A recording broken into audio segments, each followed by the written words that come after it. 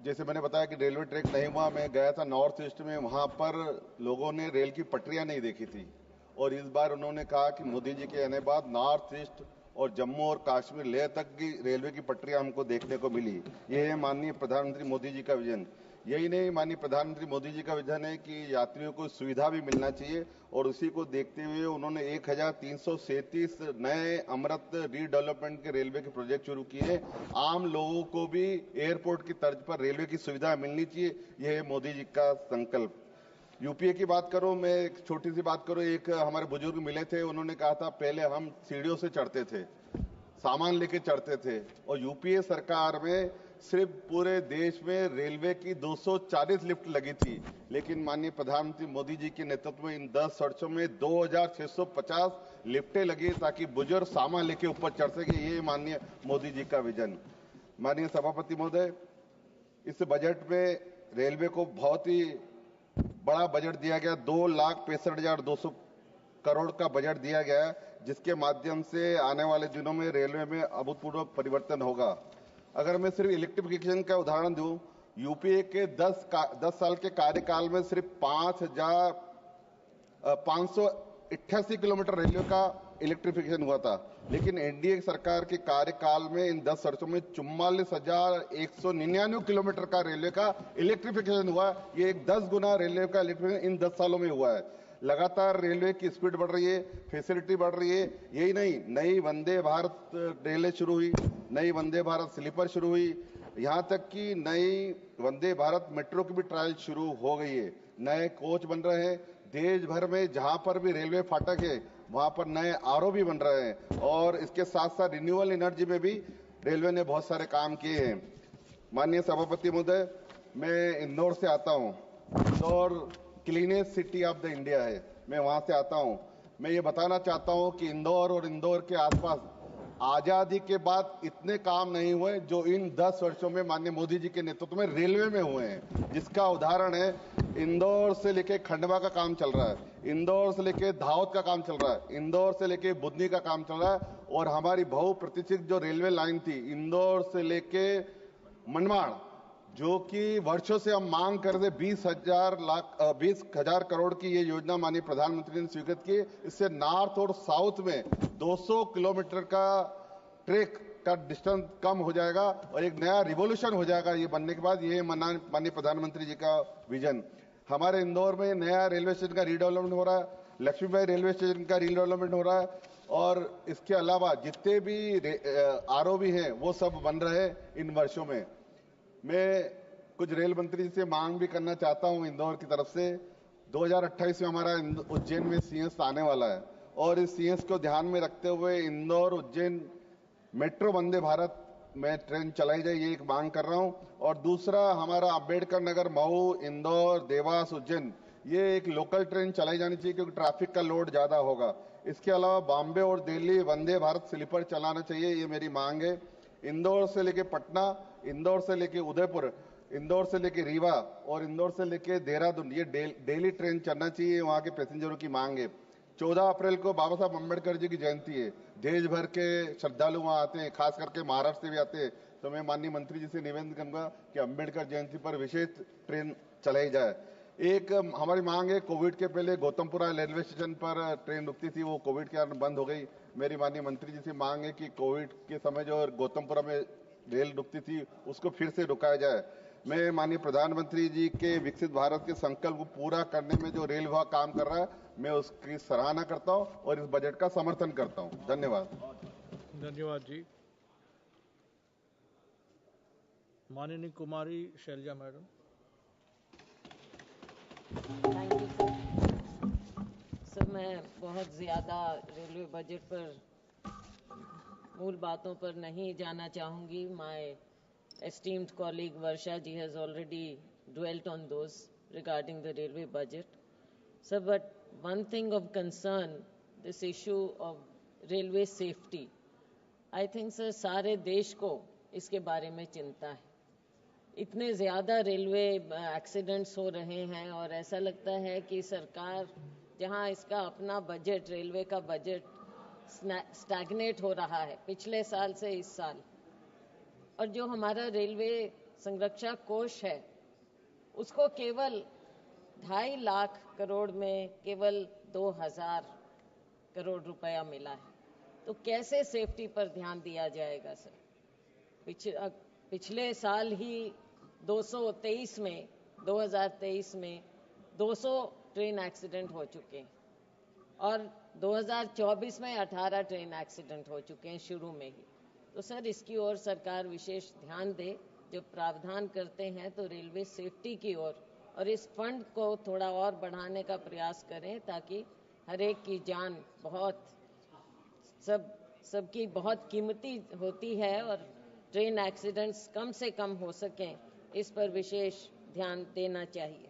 Sir मैं अपने राज्य हरियाणा की ओर जाना चाहूँगी। आपने हरियाणा के लिए कहा है कि ऑनगोइंग प्रोजेक्ट्स हैं, नए ट्रैक्स बन रहे हैं और आपने 14 के बारे में कहा है। तो सर उसमें 2-3 के बारे में विशेष रूप से मैं ध्यान आकृष्ट करना चाहूँगी। Sir Yamunanagar Chandigarh railway line via Sadhaura Naraingarh एक बहुत पुरानी मांग है। बहुत पहले से कई बजट्स में इसके बारे में जिक्र हो चुका है, लेकिन दुख की बात यह है कि जिक्र हो जाता है लेकिन शुरुआत कुछ नहीं। अभी इस लिस्ट में भी दिया है लेकिन प्रोग्रेस इज शोन एज 0। तो मेरा मंत्री जी से आग्रह है कि इसकी ओर विशेष ध्यान दें। ये बहुत लंबित पुरानी मांग है। इसी के साथ साथ सर हिसार सिरसा ये तो और भी ज़्यादा महत्वपूर्ण है क्योंकि ये वाया अग्रोहा है और अग्रोहा हमारे वैश्य समाज के लिए बहुत ही महत्वपूर्ण एक स्थान है और यहाँ पर देश भर से विदेशों से लोग आते हैं। तो मेरी मांग है कि आप हिसार सिरसा की जो ये रेलवे लाइन की नई रेलवे लाइन की एक लंबी पुरानी मांग है इसको पूरा करें। आपने मेंशन किया है लेकिन this is also showing 0% progress, तो इसे आप कृपया विशेष रूप से ध्यान दें। सर डबलिंग की अगर हम बात करें तो हिसार सिरसा फाजिल्का ये भी एक बहुत पुरानी अभी तक सिंगल पड़ी है ये, तो इसको आप डबल कीजिए। और ये पूरा एरिया मंत्री जी जानते हैं, इस पूरे एरिया को अच्छी तरह से वाकिफ हैं, तो इसको डबल करने का शीघ्र कार्य कीजिए। साथ में रोहतक भिवानी हिसार इसकी डबल लिंक की भी मांग है। इसमें इन दोनों लाइंस का मेंशन नहीं है, तो कृपया इस पर भी आप विशेष ध्यान दें। सर अस्थल बोहर रेवाड़ी एक ये भी बहुत पुरानी मांग है, इसका भी ध्यान दें। साथ में बहुत सी हैं और मैं देखती हूँ सर 14 में से 6 ऐसी हैं जो आपकी लिस्ट में आई हुई हैं, लेकिन इन पर 0% प्रोग्रेस दिखा रहा है। एक पर 1% प्रोग्रेस, एक पर 2% प्रोग्रेस। तो कृपया इसको आगे बढ़ाइए। जहां आप बुलेट ट्रेन की बात करते हैं, स्पीड इतनी हाई स्पीड हो, काम की भी स्पीड अगर हाई हो जाए तो देश को बहुत फ़ायदा हो, हरियाणा को बहुत फ़ायदा हो। सर नई ट्रेन्स की मांग है। सर हरियाणा के लिए वंदे भारत ट्रेन शुरू की जाए दिल्ली से बीकानेर और चंडीगढ़ से सिरसा वाया बठिंडा। वाया बठिंडा सिर्फ कहने के तौर पर नहीं, लेकिन सही मायने में बठिंडा होते हुए सिरसा ये ट्रेन आए, तो एक कृपया वंदे भारत ट्रेन शुरू करें। और सर हिसार को फ्रेट कॉरिडोर से जोड़ा जाए। सर यहाँ औद्योगिक क्षेत्र है हमारा हिसार, उसे फ्रेट कॉरिडोर से जोड़ेंगे तो पूरे उत्तर भारत को इसका फायदा होगा। सर जमीन को, जो रेलवे जमीन है उसको आप पट्टे 99 साल के पट्टे पर दे रहे हैं, जगह जगह पर दे रहे हैं। मैं सिरसा का विशेष रूप से यहाँ पर उसके बारे में कहना चाहूँगी कि जो हमारा सिरसा का रेलवे स्टेशन है, यहाँ पर बहुत ज़मीन है और बहुत पहले से इसको आप एक अलग ढंग से डेवलप कर सकते थे। हरियाणा सरकार के साथ मिलकर डेवलप कर सकते थे, लेकिन आपने 32 करोड़ रुपए में केवल सिरसा की ये जमीन स्टेशन की दे दी और उसको आगे से 300 करोड़ रुपए में दे दिया गया और यहाँ पर मार्केट बन रही है। क्या इसका हम बेहतर इस्तेमाल नहीं कर सकते थे? आप कोई ट्रेनिंग सेंटर लगा देते, रेलवे के लिए ट्रेनिंग सेंटर लगा देते, ताकि हमारे बच्चों को वहाँ पर कुछ आगे रोजगार का साधन भी उपलब्ध हो, वहाँ पर ट्रेनिंग हो। लेकिन ये तो मार्केट में आप बेचने का, रेलवे प्रॉपर्टी इतनी महंगी प्रॉपर्टी है और देश में लाखों एकड़ जमीन है रेलवे के पास। I think defence and railways, after defence railways is probably the biggest landowner in the country. आप ऐसे कैसे मार्केट में इस जमीन को बेचते हैं सर? ये तो एक अन्याय है, बहुत बड़ा अन्याय है सर।